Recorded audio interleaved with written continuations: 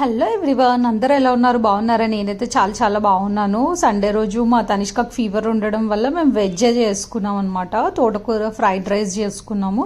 So అది బాక్స్లోకి అలా చాలా టేస్టీగా ఉంటుంది. ఇంతకుముందు నేను ఈ వీడియో చేశాను, కానీ మళ్ళీ ఒకసారి చేసి చూపించమని నాకు కొంతమంది అడిగారనమాట టిఫిన్ బాక్స్లోకి. అందుకే నేను చేద్దామని చెప్పేసి ఈ వీడియో చేశాను అనమాట. అందరికీ చూపిద్దాము అని చెప్పేసి.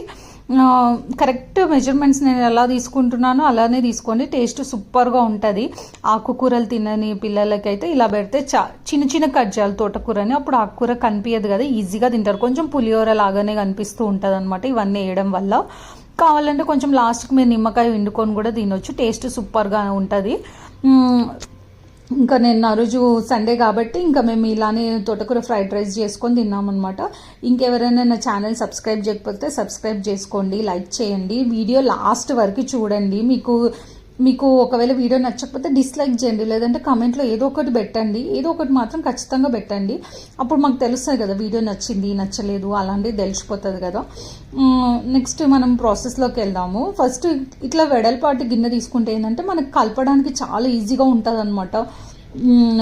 ఫ్రైడ్ రైస్ని కలపడానికి. ఫ్రైడ్ రైస్ అంటే ఏంటి, మనం ఆల్రెడీ రైస్ వండేసి పెట్టుకోవాలన్నమాట ముందే. కొంచెం సాఫ్ట్గా వండుకోకండి. పులిహోరకి ఎట్లా కలుపుతామో అలా వండుకోండి. ఫస్ట్ ఒక కడాయిలోకి ఆయిల్ తీసుకోవాలి. ఆయిల్ తీసుకున్న తర్వాత కాజుని అట్లా చిన్న చిన్న ముక్కలు కట్ చేయండి. మధ్య మధ్యలో తగులుతుంటే సూపర్ టేస్టీగా ఉంటుంది అనమాట. నెక్స్ట్ మన ఎల్లిపాయ ఉంటుంది కదా, ఎల్లిపాయని కూడా చిన్న చిన్న ముక్కలు కట్ చేసి పొట్టు తీసి చిన్న చిన్న ముక్కలు కట్ చేసి వేసుకోండి. నా దగ్గర ఇప్పుడు లేదు కాబట్టి నేను వేయలేదు. అది కూడా తగిలితే చాలా టేస్టీగా ఉంటుంది. నెక్స్ట్ పల్లీలు వేయాలి. పల్లీలు వేసిన తర్వాత పోపు వేసుకోవాలన్నమాట. సాయమినపప్పు, శనగపప్పు, ఆవాలు, జీలకర్ర అన్నీ వేసేసి మంచిగా లో ఫ్లేమ్లో పెట్టేసి మంచి ఫ్రై చేయాలి.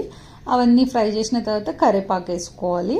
ఎండుమిర్చి కూడా వేసుకోండి తినేవాళ్ళు అయితే. నేను మా తనిష్క ఎండుమిర్చి యూస్ అసలు తినదు కాబట్టి నేను ఎండుమిర్చి చేయలేదు. నెక్స్ట్ ఇందులోకి ఆనియన్స్ చిన్న చిన్న కట్ చేసుకోవాలన్నమాట. మీరు ఎంత మన తోటకూర తీసుకుంటే దాని మెజర్మెంట్ బట్టి మీరు అది తీసుకోండి అనమాట. ఆనియన్స్ తీసుకోండి. నేను 2 కట్టలు తీసుకుంటున్నాను కాబట్టి ఒక మీడియం సైజ్ ఆనియన్ని తీసుకున్నాను అనమాట. నెక్స్ట్ ఇందులోకి అల్లం వెల్లుల్లి పేస్ట్ వేసేసి మంచిగా ఫ్రై చేసుకోవాలి. పచ్చివాసన పోయేంత వరకు ఫ్రై చేయాలన్నమాట. తోటకూరను ఆల్రెడీ మీరు చిన్న చిన్నగా కట్ చేసి ముందే కడిగి పక్కకు పెట్టేసేసుకోండి. నేను ఇక్కడ కడిగి కొంచెం డ్రై కూడా చేసేసుకున్నాను అనమాట. ఆ తోటకూరని మొత్తము గిన్నెలోకి వేసుకోవాలన్నమాట. చిన్నగా లో ఫ్లేమ్లోనే పెట్టేసి మంచిగా దగ్గరకు అయ్యేంత వరకు కుక్ చేయాలన్నమాట తోటకూరని.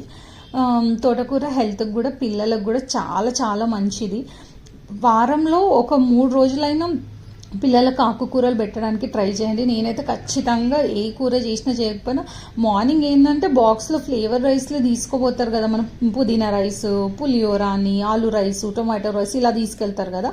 సో నేను అందుకే ఆఫ్టర్నూన్ ఏదైనా ఒక ఆకుకూర కుక్ చేసి నైట్ నేను పెడతాను అనమాట. నైట్ తింటుంది కదా, అప్పుడు ఆకుకూర పెడతాను అనమాట. అందుకే రోజులో అంటే రోజు తినరు కానీ వీక్లీ ఒక 3 times అయినా పెట్టడానికి ట్రై చేయండి. నెక్స్ట్ మూత పెట్టేసి మంచిగా దగ్గరకు వచ్చేంత వరకు ఫ్రై చేయాలన్నమాట. మధ్య మధ్యలో కలుపుతుండండి, లేదంటే తోటకూర మళ్ళీ మాడిపోతుంది. నేను మళ్ళీ ఒకసారి మధ్యలో కలిపేసి మళ్ళీ ఒకసారి మూత పెట్టేశాను అనమాట. దీనిలోకి ఏ మసాలాస్ ఏం అవసరం లేదు. లైక్ తోటకూర కర్రీ లాగానే అనుకోండి. ఇది కూడా కొంచెం పల్లీలు, కాజు అవన్నీ వేయడం వల్ల కొంచెం డిఫరెంట్ ఫ్లేవర్ వస్తుంది అనమాట. పిల్లలు అవన్నీ చూసి కలర్ఫుల్గా ఉందని చెప్పేసి తింటారని చెప్పేసి అలా అనమాట. నెక్స్ట్ ఇందులోకి పసుపు, ఉప్పు, కారం, ధనియాల పొడి వేసుకోవాలన్నమాట. మీ టేస్ట్కి తగ్గట్టు వేసుకోండి అన్ని. నేను నేను 1 స్పూన్ కారం వేసుకుంటే 2 స్పూన్ సాల్ట్ వేసుకుంటాను అనమాట. మాది పింక్ సాల్ట్ అనమాట. కొంచెమే వాడతాం అనమాట. కొంచెం వాడినా కూడా సాల్ట్ కొంచెం ఎక్కువనే సరిపోతుంది అనమాట దీనికి. మంచిగా కొంచెం రైస్కి కాబట్టి మనం రైస్ కూడా యాడ్ చేస్తాం కాబట్టి కొంచెం సాల్ట్ ఎక్కువనే వేసుకోండి. లేదంటే రైస్ వండేటప్పుడన్నా కొంచెం సాల్ట్ వేసి వండుకోండి. అలా చేయండి. మంచిగా మొత్తం అన్ని మసాలాలంతా మంచిగా మిక్స్ చేసేసి ఒకసారి మూత పెట్టేసేస్తే మొత్తం ఆయిల్ అంతా బయటికి వచ్చేసి మంచిగా ఫ్రై అవుతుంది అనమాట. మీరు ఇదంతా ప్రాసెస్ చేసే లోపల అన్నం ఆల్రెడీ వండేసుకొని కొంచెం చల్లార్చుకొని పెట్టుకోండి. నేను యాక్చువల్గా ఒక పక్క ఇది కుక్ చేసుకుంటే నేను కుక్కర్ కూడా పెట్టినాను అనమాట. తొందరగా చేస్తున్నాను అనమాట రైస్.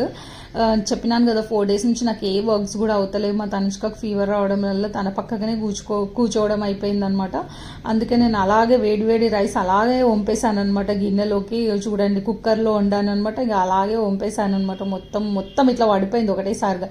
ఇంకా మళ్ళీ దాని అంతా సపరేట్గా మీరు ఏం చేయండి అంటే ముందే వండుకున్న తర్వాత ముందే ఇట్లా పూల్గా ఇట్లా ఒక గిన్నెలో వేసి సపరేట్ చేసి పెట్టుకోండి అనమాట.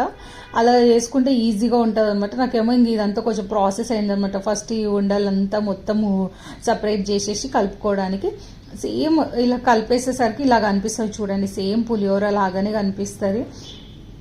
టేస్ట్ అయితే సూపర్గా ఉంటుంది. ఖచ్చితంగా ట్రై చేయండి. ఎలా ఉందో కూడా నాకు కామెంట్లో చెప్పండి. ఒకవేళ ఎండుకారం ఇష్టం లేకపోతే మీరు పచ్చికారం కూడా వేసుకోవచ్చు. టేస్ట్ సూపర్గా ఉంటుంది పచ్చికారం వేసుకుంటే కూడా. నేను లాస్ట్ టైం పచ్చికారంతో చేశాను, ఎండుకారంతో చేయలేదు. లాస్ట్ టైంకి ఈ టైంకి ఇదే డిఫరెన్స్ అనమాట. ఆ రైస్కి ఈ రైస్కి ఈసారి ఎండుకారంతో చేసిన, అప్పుడు పచ్చికారంతో చేశాను అనమాట. లాస్ట్ కొత్తిమీర వేసుకుంటే సూపర్గా ఉంటుంది. ఆ ఫ్లేవరు ఆ టేస్ట్ చాలా బాగుంటుంది. Thank you. Bye bye.